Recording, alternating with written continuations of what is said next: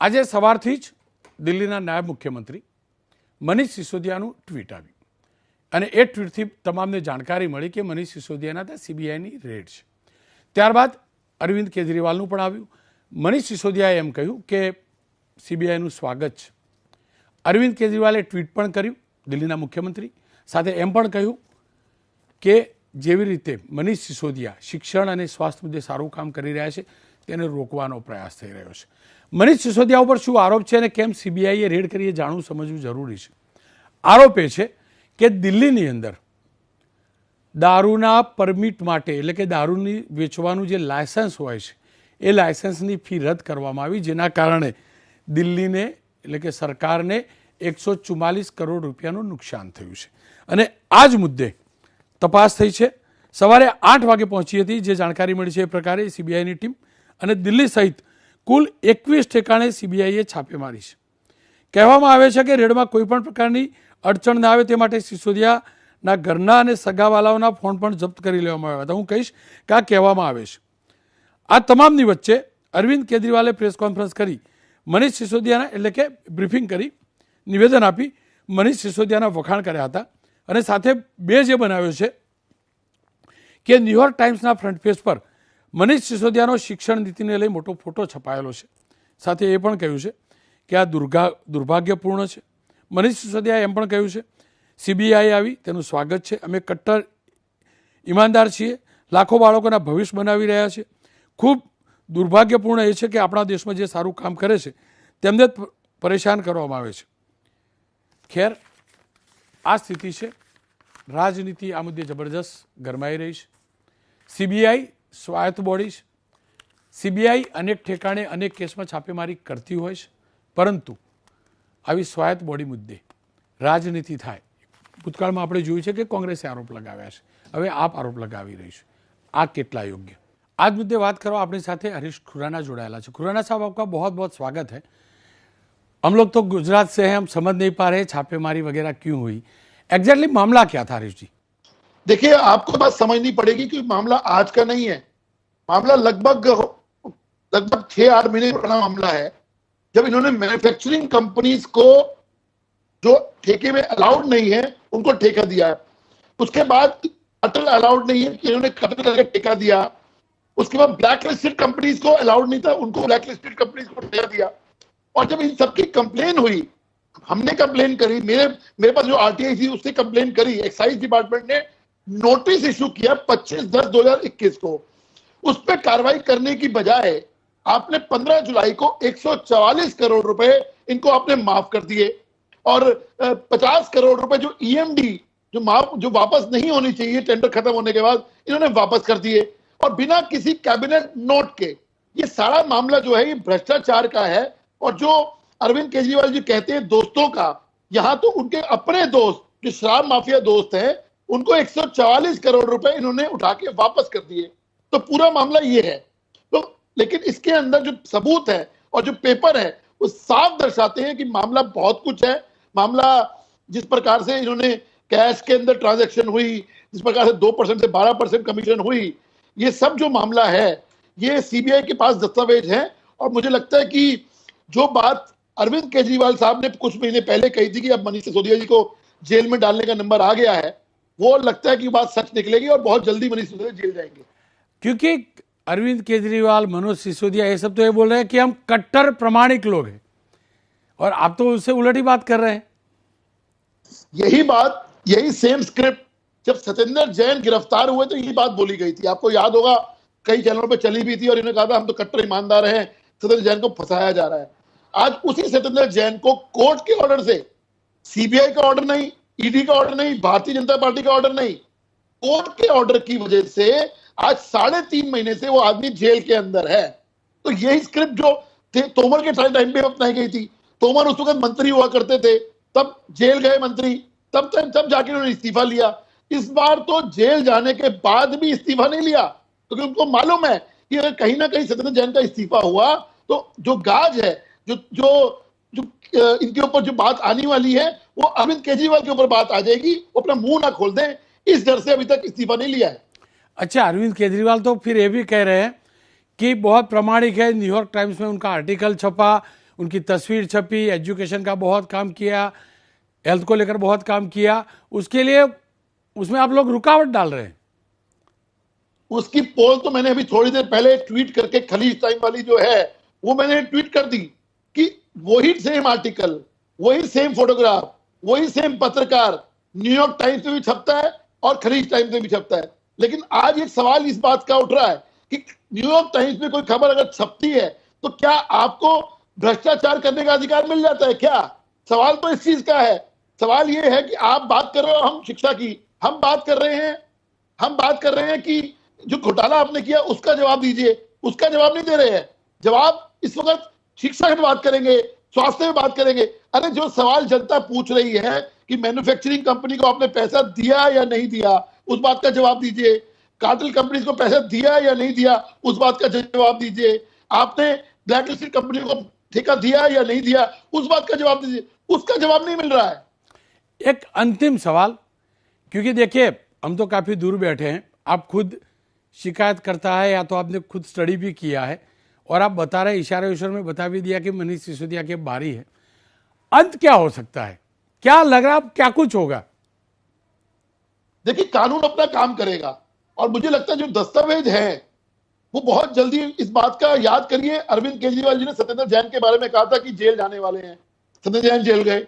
अब उसके बाद मनीष सिसोदिया के बारे में अरविंद केजरीवाल साहब ने बोला कि जेल जाने वाले हैं। तो मुझे लगता है कि उनकी जो तमन्ना है कि मनीष सिसोदिया को जेल जाएगा वो बहुत जल्दी पूरी होगी और कानून अपना काम करेगा।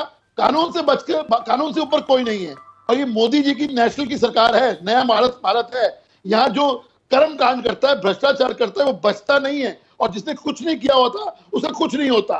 तो इसलिए ये मोदी जी की सरकार है। अगर आप यहाँ भ्रष्टाचार करोगे बचोगे नहीं, चाहे कोई भी हो। अच्छा, एक अंतिम सवाल, क्योंकि बार बार बात यही उठाई जाती है कि सीबीआई का दुरुपयोग किया जाता है, कांग्रेस की ओर से पहले, अब आम आदमी पार्टी की ओर से। देखिए ये सब कुछ नहीं है, ये सिर्फ बेचारा पॉलिटिक्स है, बेचारा बनने की पॉलिटिक्स है। जब ईडी 250 करोड़ रुपए पकड़ती है वेस्ट बंगाल में, कुछ नहीं, कोई शब्द नहीं निकलता। अच्छा मैं सवाल से एक बात पूछना चाहता हूं, अगर सीबीआई या ईडी ने गिरफ्तार किया तो कोर्ट अगर उनको रिमांड देती है, जैसे सत्येंद्र जैन के मामला है, सत्येंद्र जैन के मामले में 3.5 महीने से जेल में है, 3.5 महीने से, कोर्ट के ऑर्डर से ना, कोई सीबीआई के ऑर्डर से नहीं, कोई ईडी के ऑर्डर से नहीं। तो सवाल इस चीज से, कानून अपना काम करता है और यहाँ हिंदुस्तान के अंदर कोर्ट है, कोर्ट सब कुछ देख रहा है और हम सबको अपने न्यायपालिका पे विश्वास होना चाहिए और है भी। इसलिए जो भी कुछ हो रहा है वो कोर्ट के उससे हो रहा है। दस्तावेज सीबीआई रखता है लेकिन अंतिम जो प्रक्रिया है, न्यायिक प्रक्रिया है, वो कोर्ट के रास्ते से निकलती है। खुराना साहब, आप हमारे साथ जुड़े, बहुत बहुत शुक्रिया। बहुत बहुत धन्यवाद आपका, बहुत बहुत धन्यवाद। ખેર આજ મુદ્દે મેં વાત કરી છે ગુલાબસિંહ યાદવ, ગુજરાત આમ આદમી પાર્ટીના પ્રભારી, ધારાસભ્ય પણ છે, અરવિંદ કેજરીવાલના નિકટના સાથી પણ છે। આવો સાંભળી લઈએ તેમને શું કહ્યું। गुलाबसिंह जी नमस्कार, आपका स्वागत है। देखिए मनीष जी के यहाँ सीबीआई के छापेमारी हुई, उनका ही ट्वीट था कि सीबीआई का स्वागत है। उसके बाद केजरीवाल जी का बयान आता है कि सीबीआई की छापेमारी करके मनीष जी जो अच्छा काम कर रहे हैं शिक्षा और हेल्थ को, उसको डिस्टर्ब करने का प्रयास किया जा रहा है। एक बार स्वागत भी किया जाता है और एक बार आरोप भी किया जाता है, वजह क्या रही?